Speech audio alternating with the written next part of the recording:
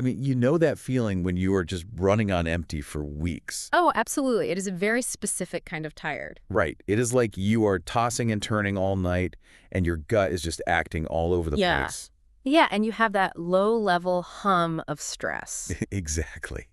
It feels like it is, vibrating just right behind your ribs. I know exactly the feeling you were talking about. So you do the logical thing, you read some wellness blogs, and you see that magnesium is widely praised as this core mineral for human health. It is everywhere right now. It really is. So you go to the store, you buy a bottle, and you take it faithfully every single day. Like clockwork. Right. And then 3 weeks later, you check in with your body, and, well, absolutely nothing has changed. Nothing at all. Your sleep is still broken. Your stress is still super high. It is honestly one of the most common and really the most discouraging things for anyone trying to care for their own body. It is. You feel like you are doing everything right. Exactly. You spot a gap in your health, you spend the time and the money to fix it, and the return on that effort is just zero. And naturally, you just assume the mineral itself is overhyped. Yeah. Like, oh, this is just another wellness fad. Right. You blame the mineral. But I was looking into this for our deep dive today, and a huge contradiction stood out to me. A real mystery, honestly. Oh, yeah. What did you find? Well, when you actually stand in that supplement aisle, you are not just looking at a plain bottle of magnesium. No, not at all. You are looking at a total maze of chemical names. There are like 12 different forms of magnesium just sitting on those shelves. It is completely overwhelming. But I started wondering, maybe the failure isn't the mineral itself. Maybe the failure is that we are treating this highly specific set of tools like a single magic ingredient. Which is a really basic flaw in how we view body science. Yeah. How so? Well, we tend to view these pills through the lens of modern ease. Like a phone update, you just click and install. Oh, that's a great way to put it. But human digestion is incredibly picky. You cannot simply swallow a raw metal and expect your cells to just know what to do with it. Wait, really? Let's unpack that, because this is where the whole thing is super interesting to me. Why can't we just absorb the raw mineral? What is stopping it? It comes down to stability. Magnesium in its raw state is highly reactive. Yep. If it goes into the highly acidic space of your stomach all on its own, it struggles to stay stable. So the stomach acid just ruins it. Basically, yes. It is very poorly absorbed through the gut wall in that state. For this mineral to safely cross the line from your gut into your blood, it needs a chaperone. A chaperone, like it needs a buddy to get past the bouncer. Exactly. In chemistry, they call this a carrier molecule. So the magnesium has to chemically hold hands with something else just to survive the trip. That bond changes everything. The carrier molecule is like a guiding beacon. Oh, wow. It tells the mineral exactly where to go in your body, how fast it absorbs, and whether it can cross certain cell barriers. Okay, that makes so much sense. Yeah, and you generally see two types on the labels. Organic bonds, where the mineral is attached to body-friendly things like amino acids. Right. And then inorganic bonds, where it is attached to things like oxide. Okay, I want to pause on that exact word for a second. Oxide. Ah, yes. Magnesium oxide. Because I was looking at the labels, and the uptake rate for oxide in the human gut is shockingly bad. It is incredibly low. Like single digits low. Yeah. Yet, if you grab the cheapest, most common bottle on the shelf, it is almost guaranteed to be oxide. 100%. If it is so bad at actually getting into the blood, why is it everywhere? Is it just a scam, or is there a real reason they use it? It really comes down to money and labeling laws, not body health. I knew it. Yeah. Oxide is so cheap to make. But more than that, the oxide molecule itself is very, very small and light. Okay, so it takes up less space. Right. That means you can pack a massive amount of the actual raw magnesium into a single normal-sized pill. Oh, I see. So the front of the bottle gets to show off this huge number, like 500 milligrams. Which looks amazing to us, right? We see a bigger number and think, oh, that is a better value. Exactly. It is a label trap. The math looks great on paper, but the body just rejects it. Pretty much, yeah. It reminds me of, like, having $1 million in a bank account, but the bank refuses to give you a debit card. That is a perfect way to look at it. Like, the wealth is technically sitting right there, but you have absolutely no way to access it. The wealth just passes right through your gut and leaves the body. Wow. What a waste. I mean, oxide isn't bad for you, and it might give a tiny bump to your base levels over many years. But if you have a specific goal, like calming down a major stress response, it is the wrong tool. It is the $1 million you can't spend. Exactly. That really changes how I see the whole supplement aisle now.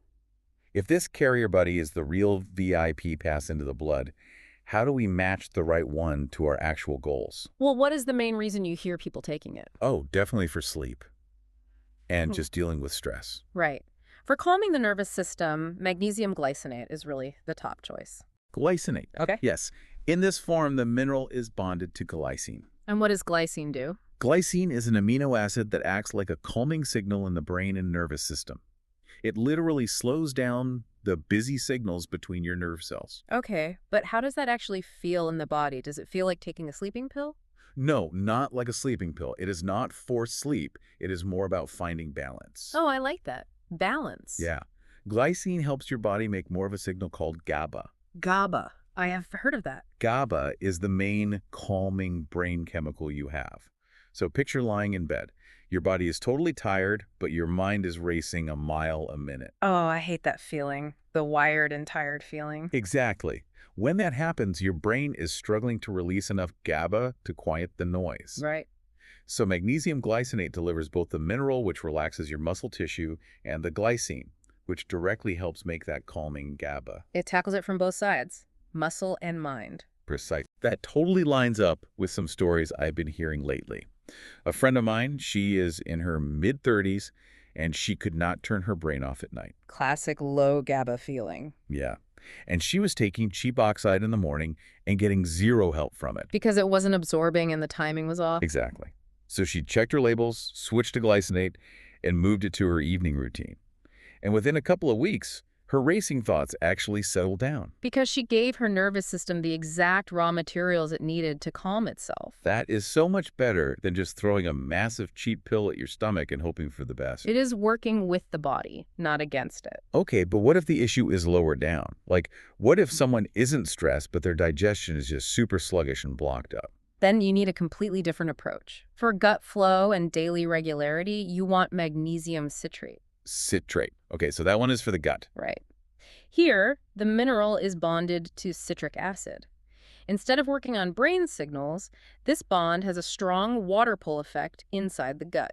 Wait, hold on. I am slightly confused by how that works. Sure, let's break it down. If citrate acts like a magnet for water, meaning it is pulling water out of your body tissues and into your gut to soften things, wouldn't that just dry you out somewhere else? That is a very sharp observation. Yes, it absolutely can. Really? Am I just trading a blocked gut for being fully dehydrated? You can, if you aren't careful. Magnesium citrate draws nearby water across the gut wall to create a flushing effect. Okay. If you take high doses of it without actively drinking more water, you can absolutely create mild whole-body dehydration. And how would you know if that is happening?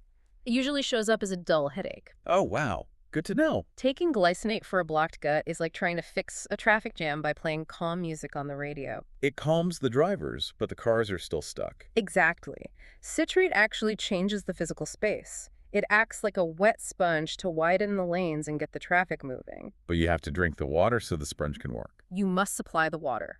That makes so much sense. Yeah. I heard a story about a guy who was dealing with a really sluggish gut, Yeah. and a buddy at work told him, "Oh, magnesium is magic. Just take this," and handed him a bottle of glycinate. Oh, no. Right. So he took it for weeks. His sleep got a tiny bit better, but his gut didn't change at all. Because the glycine buddy was taking the mineral straight to his nervous system, it wasn't pulling any water into his gut. Exactly. When he finally learned the difference and swapped to a daytime dose of citrate, the gut issue cleared up in like 10 days. The raw mineral was the exact same in both bottles. The carrier buddy was the only difference between feeling stuck and finding relief. That is just wild to me. Now, there's a third major form I keep seeing in discussions about brain health. Yeah. Magnesium threonate. Ah, yes. Threonate is a really fascinating leap in body science. I hear it's the only one that really gets into the brain. The historical problem with using this mineral for brain support is the blood-brain barrier. Which is like a security gate, right? Exactly. It is a tightly packed layer of cells that protects the brain from toxins in the blood. Which is good. We want that. We do. But it also accidentally blocks a lot of good nutrients from getting in. Most magnesium forms are either too bulky or have the wrong electrical charge to pass through that security gate. So how does threonate get past the bouncer? It doesn't fight the bouncer. It basically wears a disguise. Really? Yeah. The unique shape of threonate allows it to piggyback on specific cell transport pathways, mainly the ones used by vitamin C. Oh, so it just sneaks right in. It slides right through the barrier. By raising the mineral levels directly inside the brain tissue, it supports the flexibility of your brain cells. Which is why people say it helps so much with clear focus and daily memory. Exactly. It is highly targeted for mental clarity. Okay, so if we can only absorb so much at once, and we have to rely on these very specific carrier buddies just to get it into the blood or the brain, Right. we clearly cannot just rely on taking one massive pill to fix our health. The math just does not work. It never works that way. So we are forced to look at our baseline habits. Like, what is happening inside our bodies that is draining this mineral so fast in the first place? The modern world is actively hostile to keeping magnesium in the body. We have to look at what happens with daily stress, especially for people in their 30s and 40s. The chronic stress loop. It is a massive drain. Think about the physical side of stress. When you are under heavy pressure at work and your sleep is broken, your body pumps out high levels of cortisol. Which is the main stress hormone. Right. To fuel that panic response, your cells have to make huge amounts of energy. Okay. But the raw energy your cells make is totally useless on its own. To actually be used by the body, that energy molecule must be attached to a magnesium ion. Wait, seriously? Yes. So every time I have stress response, my cells are literally burning through my stored magnesium just to generate the energy to keep me stressed. You are rapidly burning your own reserves just to fuel the panic. That is, wow, that is a terrible design. It is deeply frustrating. As the cells dump the mineral into the blood to support this demand, the kidneys filter out the extra and flush it out through your urine. So the cruel irony here is that exactly when you need it the most to calm the nervous system down is the exact moment your body is aggressively dumping it down the drain. You are losing it fastest when you need it the most. And if we layer gut health over that, I mean, if someone's gut lining is red and angry from chronic stress or heavily processed foods, they won't even be able to absorb the glycinate they take to try and fix the problem right. The cell doors are basically swollen shut. The body itself rejects the cure. You cannot just pill your way out of a broken foundation. Calming the gut down through better sleep and real foods is just not optional. You have to repair the lining so the carrier buddies actually have an open door to walk through. Exactly. Which completely shatters this idea of just taking a mega dose.